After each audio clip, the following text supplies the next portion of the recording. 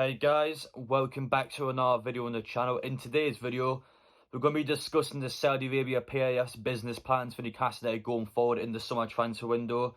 Now, over the last couple of days, there's been some pretty big announcements made from him and some clear intentions set, which we already kind of knew anyway, but the fact we're getting confirmation now from several reports kind of puts away any doubts. So that's what I'm here to do in today's video. I'm here to explain you how much money we could be spending in the summer window, what players could be going for, and just the overall strategy for Newcastle United going forward. Again, it's not like the past. Newcastle have got clear intentions now. We already know that within the next 5 seasons, we want to win the Premier League title. In order to try and reach that goal, a lot of changes still need to be made within the squad.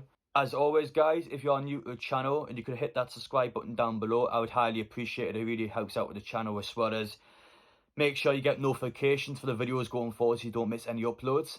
There is, however, one negative part. I don't think it will matter in the long term because our January transfer window was really successful under the new owners working alongside Eddie Howe. We made 5 signs. I think 4 of them were exceptional signs.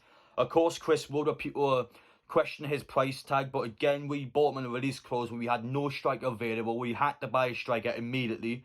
And regardless of how many goals or assists he's contributing to, we still have improved as a squad under him, and we are winning a lot more games now. So we can't say he's a complete waste of money because he's not. However, though, going forward, again, I think a striker is something that we're going to need in the summer if Callum Wilson continues to get injured like he has in the past. But the negative part of this, though, is that Dan Ashford isn't set to come for the summer anymore. So Newcastle were wanting to buy out his gardening leave, which means that he would be appointed to the club sooner. He's already a done deal. He will get appointed sometime in the future. It's just the time frame now is no longer in the summer because Brighton are just not wanting him to go earlier. So we're going to have to wait till I think it's about November it was for him to come in. So that completely rules him out of the summer transfer window. But again, in my personal opinion, it won't affect us too much because, like I said, we've already had one really good transfer window. So I'm sure the owners, Eddie Howe, can last another one without a director of football in place. On to the PIF now. How much money would they be spending on Newcastle United in the summer transfer window?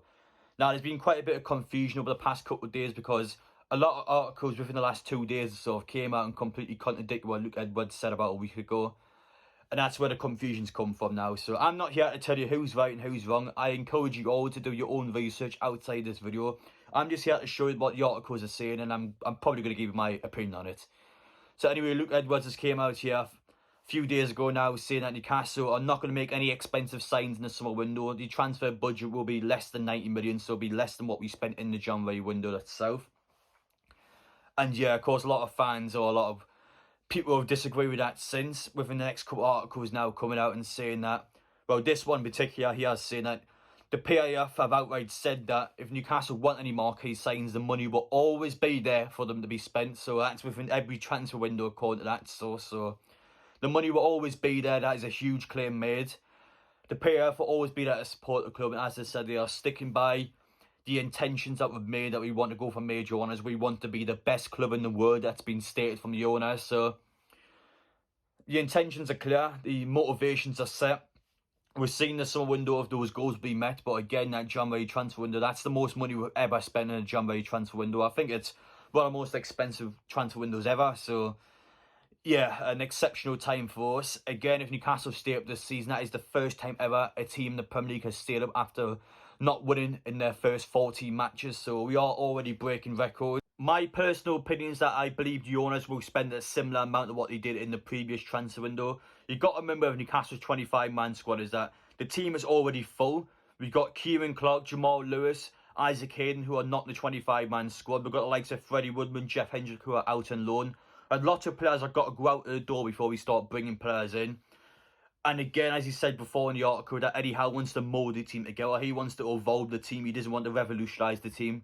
That means he doesn't want to sign the likes of Mbappe and Messi, which we're obviously not going to do anyway. He wants to bring players in that will gradually improve the team over time.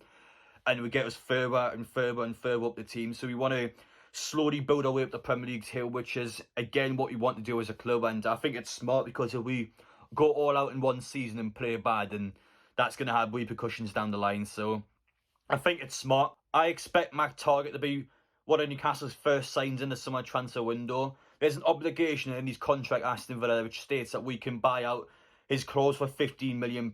And for a player of his quality for £15 million, I think it's a no-brainer. He's been playing extremely well for Newcastle. He's consistent week in, week out.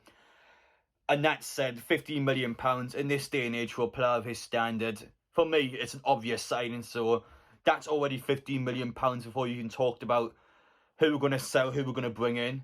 But yeah, that's what I personally think Newcastle would do. I expect Matt Targett to be one of our first signs in that window. A strategy for the PIF going forward is going to be quite important, this one, by the way.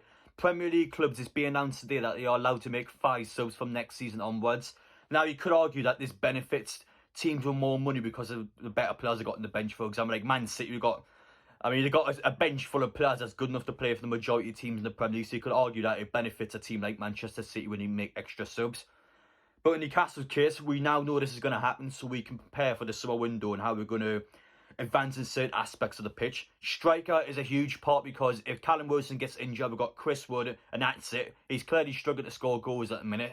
And as well as that, I think fullbacks is another thing when Kieran Trippier got injured. I mean, Emil Kraft, to be fair, has been playing decent, but he's nowhere near as good as Kieran Trippier. I'm sorry, but Kieran Trippier is different level. So again, we need players in there that can help bulk the squad up, help give a bit more meat on the bones. So going forward now, squad depth is going to have to be a huge aspect of what the owners are looking for. So what players exactly are Newcastle trying to target in the summer window? What positions are we looking at now? Thanks to an article from Craig Hope a couple of days ago, he identifies the scouting team and what players we are actually trying to go out and get.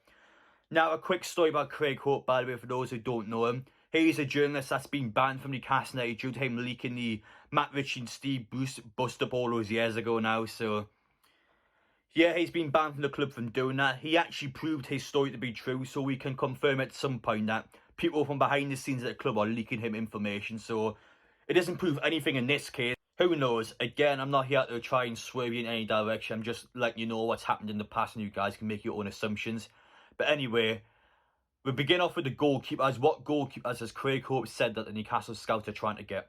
4 goalkeepers here have been announced from Craig. So we've got Leno, we've got Kepa, we've got Dean Henderson, we've got Johnson from West Brom. I think all 4 of these goalkeepers at one point in the January transfer window were leaked in rumours. I think Dean Henderson was probably the closest we could have got him on loan. But again, Manchester United, we know the Jesse Lingard situation. They were being extremely awkward about letting players go out on loan. So that one will be quite hard in the summertime. But the main part we can assume from this is that a goalkeeper will go out to the club in the summer window. This is something I said in one of my previous videos now, that 4 goalkeepers in a 25-man squad is too many for me. We've got Martin Tabarka, we've got Carl Dollar, we've got Freddie Woodman come back from loan, and we've got Mark Gillespie in the 25-man squad. Personally, I believe again that Mark Gillespie, we can have another goalkeeper that's from a youth team that's not going to get in the 25-man squad. So for him, for me, he's just taking up a space. It's nothing personal to the guy. And as for the Orleans, again, with Freddie Woodman, Carl Darlow, I mean, you can't have one of them as a third-choice goalkeeper. So it's quite a tricky one. What does the club do? But from that assumption, regardless of who we can bring in, we can assume that at least one goalkeeper will exit the club in the summer window. When asked about defenders, he came out here and said that Newcastle could potentially be trying to get the Leipzig right back as well as Lloyd Kelly, so one of those two. Now, there wasn't actually too many defenders on there, to be fair, so it seems that Newcastle are somewhat content. Obviously, in the right-hand side, like I said earlier, they're going to try and get someone in there in case Kieran Trippier once again gets injured. One point to make, though, is that a lot of people obviously went, well, what's going on with Sven Botman? Craig Holt responded to that, saying that the club is looking for our centre-halves, but again, nothing seemed to fizzle out there, as they have been watching for the Chelsea match.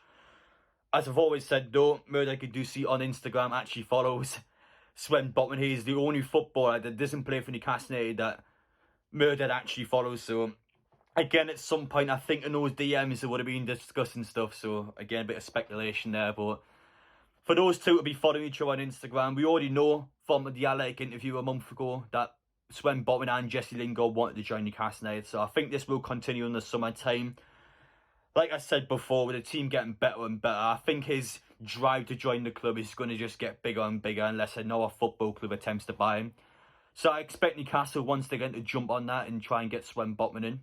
This is where things start to get quite exciting now in the midfield and the attack. So we begin off with the midfield. So some options here are the likes of Calvin Phillips, Bissouma. Again, for example, Leeds, depends on how they do in the season. I think they will stay up personally, so it won't be a nice price tag for Calvin Phillips. However, though, again, with teams that get relegated, if everything get relegated, I think there could potentially be a couple of players from there I might try and sign. It just depends on how the season goes overall. The main point to take from these options available is that Newcastle could be looking to try and sign another top-level midfielder, go alongside the likes of Bruno. I really like the midfield this season. I think especially since Eddie Howe's came in, John Joe Shelby, he's just improved so much. Joe Willock, he's really started to pick some form up.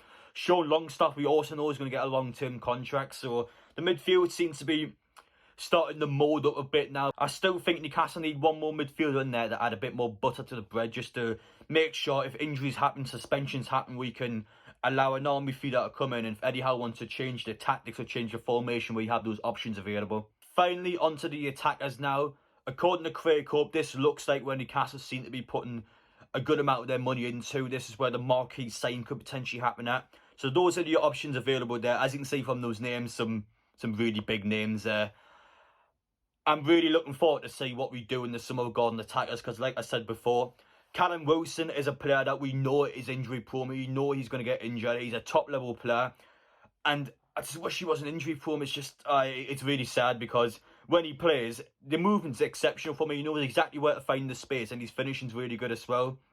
Chris Wood, again, is improving quite a bit for New Zealand, but you could argue that his opponent is just not Premier League standards. So we still need him to try and get a few more goals in there.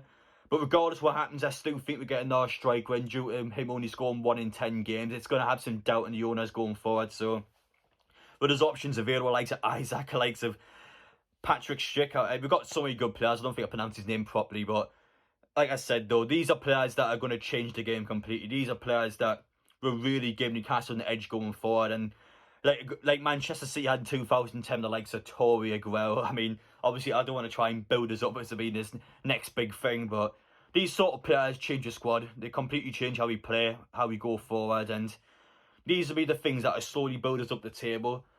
But the expectations in place now. We already said that we want to be trying to get major honours. I don't know exactly what a target we have next season, but I generally think that Newcastle will target a top 10 next season, potentially trying to get a European spot, depending on obviously the third European competition. I hope this video gives you some understanding Newcastle's targets going forward, the PIF and Saudi Arabia's investment plans. Even though some of these articles might not be true in the end, I think they will be accurate in the sense that we'll be looking to spend that sort of money and they'll be the sort of players to be targeting. So yeah, we'll see as time tells. I hope you guys enjoyed watching. Let me know down below your thoughts, and yeah, I'll see you on the next one.